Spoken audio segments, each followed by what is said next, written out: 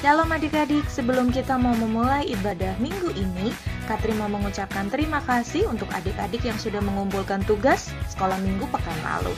Terima kasih untuk Selin, terima kasih untuk Karen, terima kasih untuk Janice, Adele, dan Talia sudah mengumpulkan tugasnya. Tuhan Yesus memberkati. Selanjutnya, yuk kita sama-sama saksikan dan sama-sama laksanakan ibadah sekolah minggu hari ini.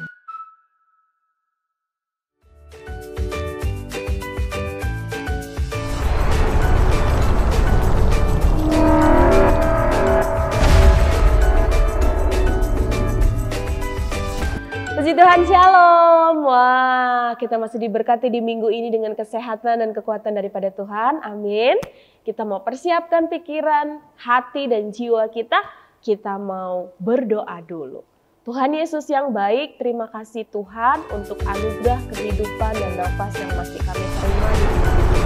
Terima kasih Bapa, kami memuji dan memuliakan Tuhan. Kami mau bersyukur, biarlah Tuhan melawat setiap kami, memimpin kami dalam ibadah kami. Mari yang sudah siap beribadah dan memuji Tuhan sama-sama katakan amin. Amin. Kita mau naikkan pujian, ku di tanganmu, ku di hatimu.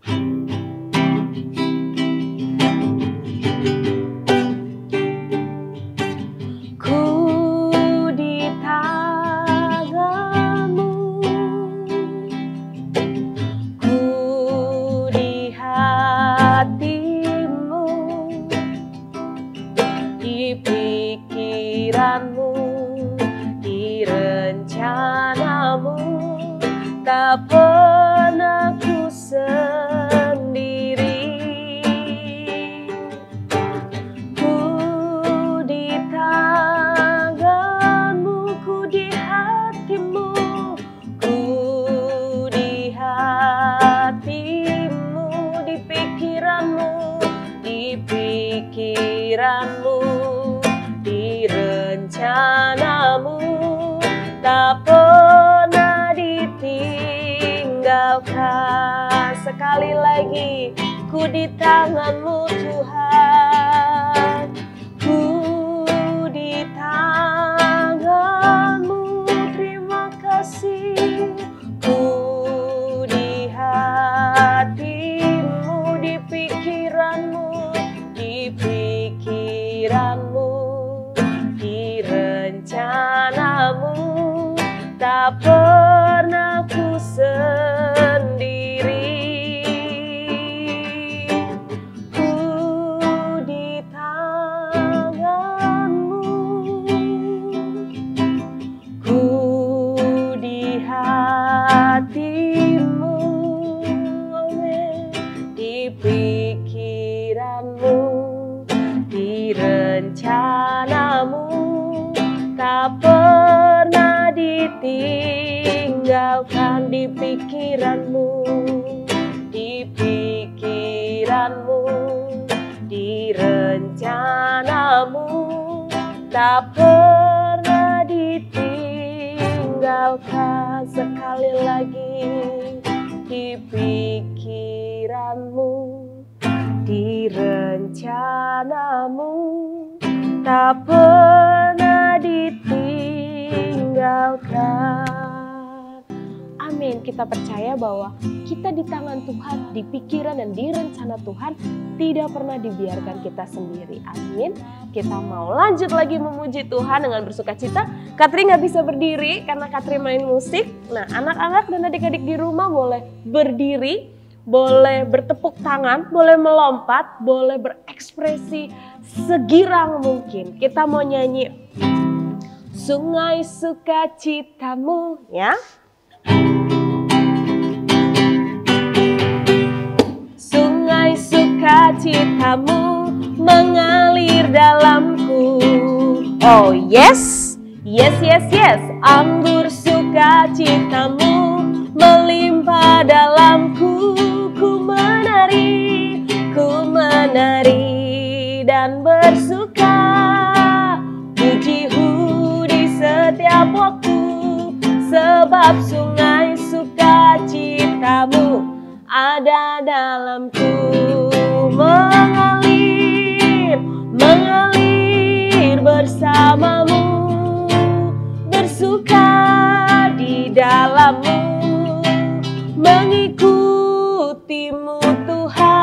dalam kegerakanmu melayanimu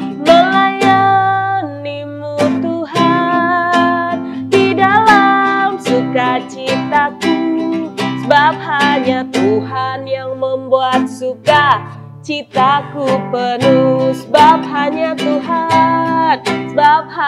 Tuhan yang membuat sukacitaku penuh. Sekali lagi, sebab hanya Tuhan yang membuat sukacitaku penuh. Amin. Mau kemanapun Tuhan arahkan kita mau melayani Tuhan dengan bersukacita. Melayani gimana sih Kak? Orang aku di rumah aja. Melayani bukan hanya di gereja, tapi dengan menolong orang tua, menurut perkataan orang tua, membantu orang tua membeli garam aja ke warung, itu juga salah satu bentuk pelayanan. Oke, masih semangat memuji Tuhan? Mau menari dan bersukacita lagi untuk Tuhan? Kita mau belajar satu lagu yang sudah lama mungkin adik-adik ya dengar, kita mau nyanyikan lagi. Naaman disembuhkan sebab dia punya iman, bukan bangsa pilihan, turut perintah Tuhan. Dia masuk ke sungai hingga 7 kali. Naaman disembuhkan sebab dia punya iman. Sekali lagi. Naaman disembuhkan sebab dia punya iman, bukan bangsa pilihan, turut perintah Tuhan. Dia masuk ke sungai hingga 7 kali. Naaman disembuhkan sebab dia punya iman. Nah, kok lagunya Naaman punya iman? Iya, ini salah satu tokoh di Perjanjian Lama yang menurut perintah Tuhan, karena dia punya iman, dia disembuhkan. Oke, dia masuk ke sungai hingga berapa? Hingga 7 kali. Naaman disembuhkan sebab dia punya iman. Hari ini kita mau belajar tentang iman. Apa sih itu iman? Nah, kita mau lihat dulu video perjalanan dari seorang rasul yang luar biasa. Imannya, ya, di tengah badai, diterpa gelombang, mau kandas pun, mau ditangkap pun, mau dibelenggu pun, tapi dia tetap memperjuangkan imannya. Siapa dia? Kita lihat videonya, ini dia. Belajar tentang iman. Apa sih itu iman? Paulus percaya bahwa Tuhan ingin ia mengabarkan Yesus kepada orang-orang bukan Yahudi. Dari seorang rasul yang luar biasa. Maka ia melakukan 3 perjalanan lewat badai, Syria, Turki, gelombang, dan Yunani. Kandas pun, mau Banyak ditangkap orang pun, percaya mau Yesus, dibelenggu dan pun, banyak dia gereja tetap didirikan. memperjuangkan imannya. Siapa dia? Kita lihat videonya, ini dia.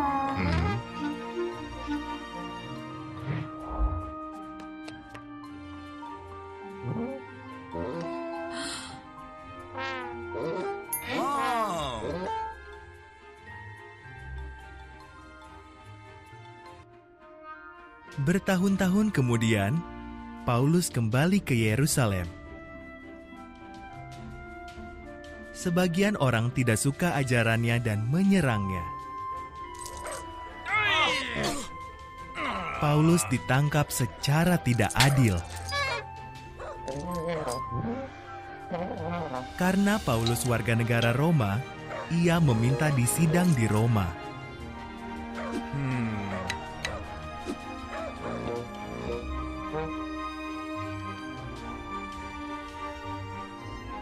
Paulus dinaikkan ke kapal yang menuju Roma. Pelayaran itu amat lambat. Kita tunggu saja di kereta sampai musim badai berlalu, usul Paulus. Tetapi nahkoda bersikeras tetap berlayar.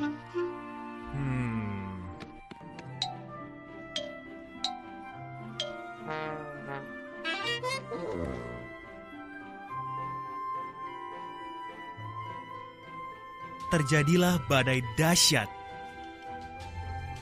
Semua orang mengira mereka akan mati. Malaikat memberitahu Paulus bahwa semua akan selamat dan tiba di Roma.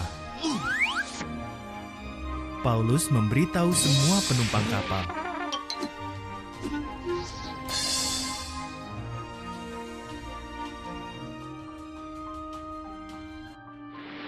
seseorang melihat daratan. Awak kapal berencana meninggalkan kapal dan membiarkan yang lain mati. Paulus memperingatkan, "Kalian hanya akan selamat kalau semua tetap di kapal." Kapal itu kandas di Pulau Malta.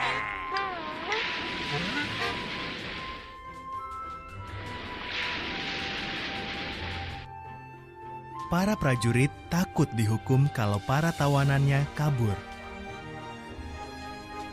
Jadi mereka memutuskan untuk membunuh para tawanan. Tetapi komandannya menyukai Paulus, maka diperintahkannya agar semua dibiarkan hidup.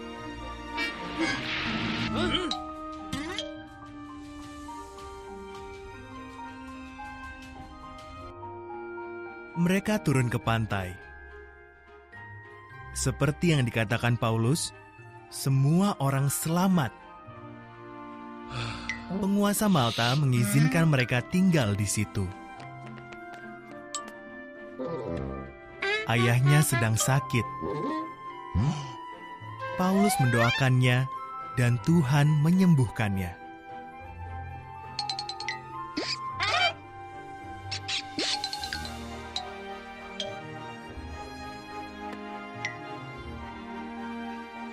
Mereka naik kapal lain ke Roma. Di sana, Paulus dibelenggu di sebuah rumah. Di rumah itu, dia menulis surat untuk mengajar gereja-gereja baru di seluruh dunia. Surat-suratnya kini termasuk dalam Alkitab.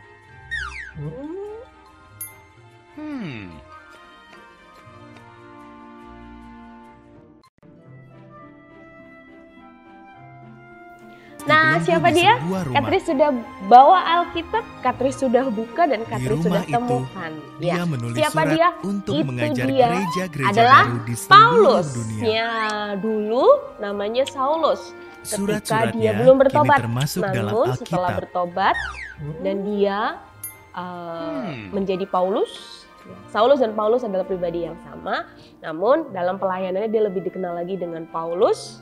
Nah, menjadi seorang rasul yang dipilih Tuhan secara langsung, ditangkap Tuhan secara langsung, dan mengabarkan berita kerajaan Allah ke seluruh penjuru dunia yang dia bisa jangkau. Dari mana saja tadi?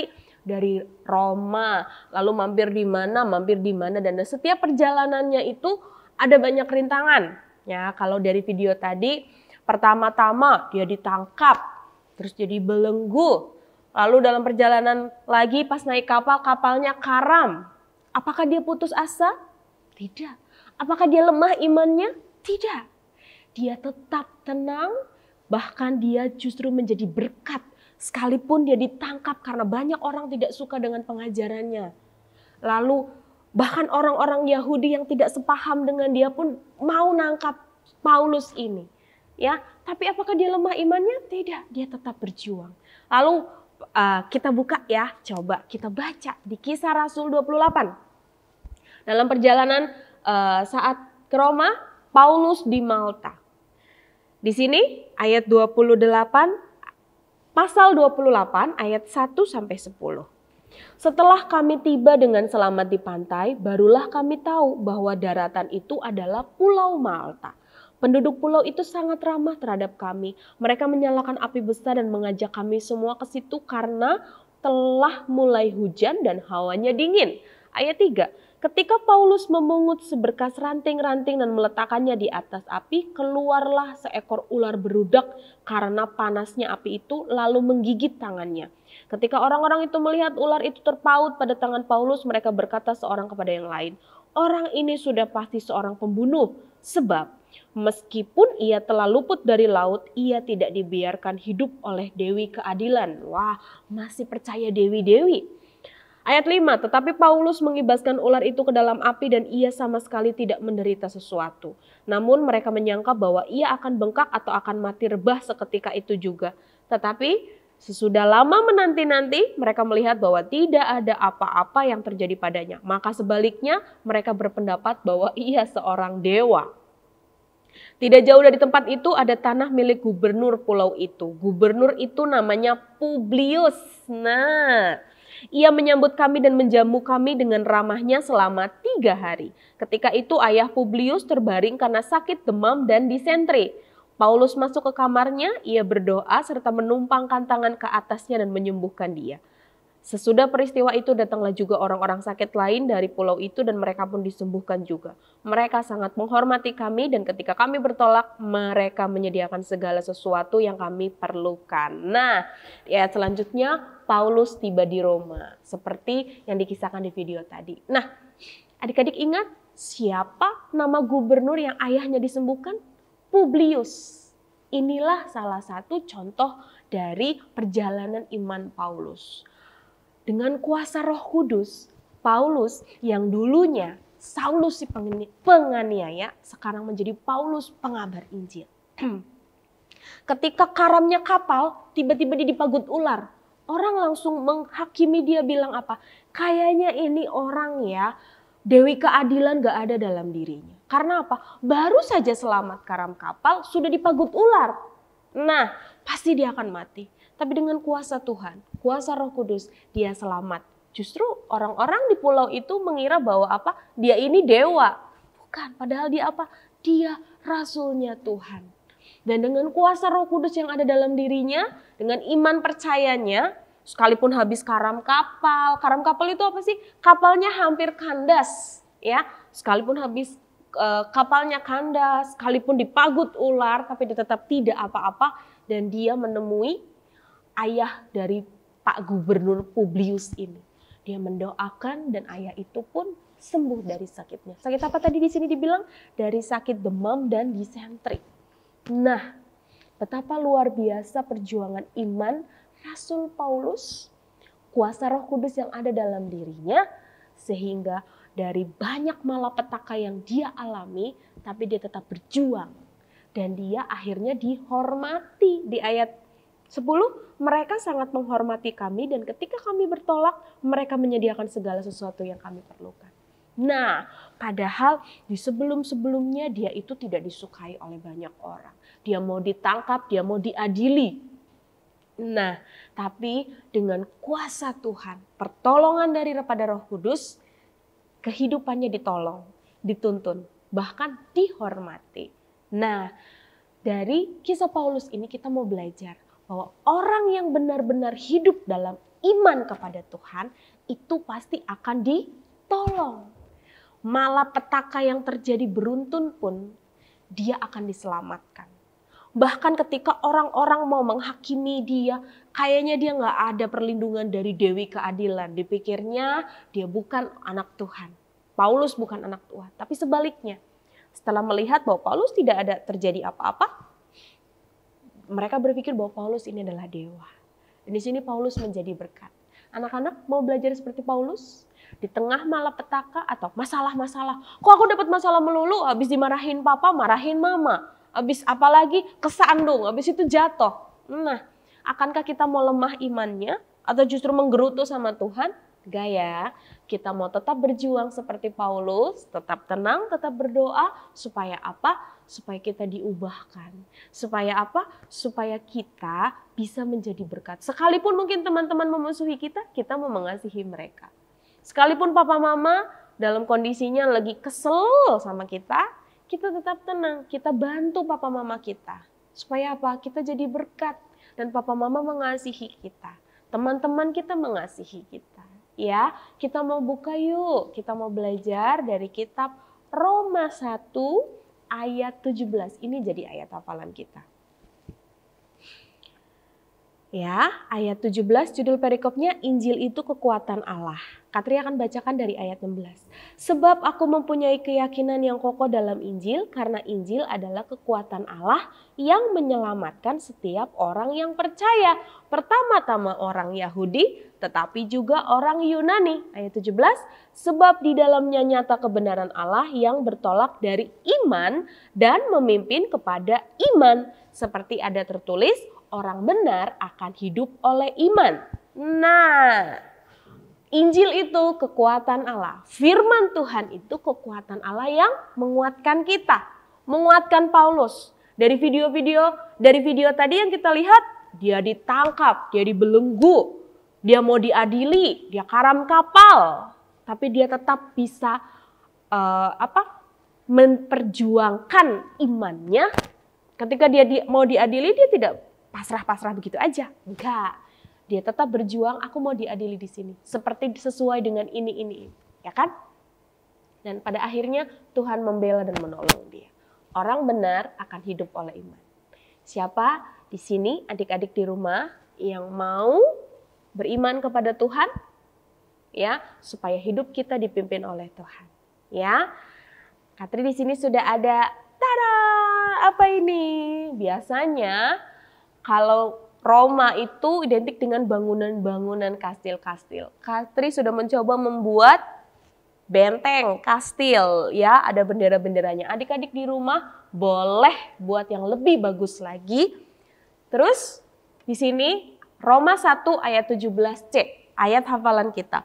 Orang benar akan hidup oleh iman. Semoga adik-adik di sini menjadi orang-orang benar yang hidupnya tetap semangat dan tetap kuat oleh karena iman kepada Tuhan Yesus Kristus. Amin. Anak-anak nanti bikin foto, kirim ke Katri supaya ditampilkan di video-video selanjutnya. Ya, oke. Selamat mengerjakan, selamat menghafalkan Roma 1 ayat 17c. Gampang sekali. Roma 1 ayat 17c. Orang benar akan hidup oleh iman. Nah, itu dia.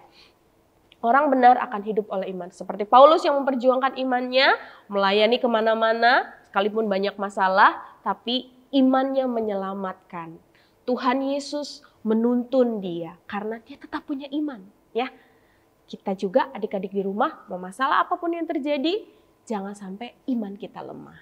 Ya, kita mau berdoa supaya Roh Kudus menguatkan setiap kita. Mari kita berdoa. Tuhan Yesus yang baik, terima kasih ya Tuhan untuk firman-Mu yang mengajarkan kami untuk tetap beriman dan berpengharapan kepada Tuhan. Seperti Paulus yang Tuhan sudah tolong dalam setiap masalah yang dialami, kami juga rindu Tuhan tolong dalam setiap kehidupan kami. Biarlah kami hidup oleh karena iman percaya kami kepada Tuhan. Berkati papa mama kami, biarlah iman kami sekeluarga juga satu kepada Tuhan Yesus Kristus. Terima kasih Tuhan, terima kasih. Dalam nama-Mu kami sudah berdoa dan bersyukur. Haleluya. Amin. Itu saja untuk renungan dan puji-pujian firman Tuhan kali ini. Kiranya memberkati kita semua. Selamat hari Minggu. Tuhan Yesus memberkati.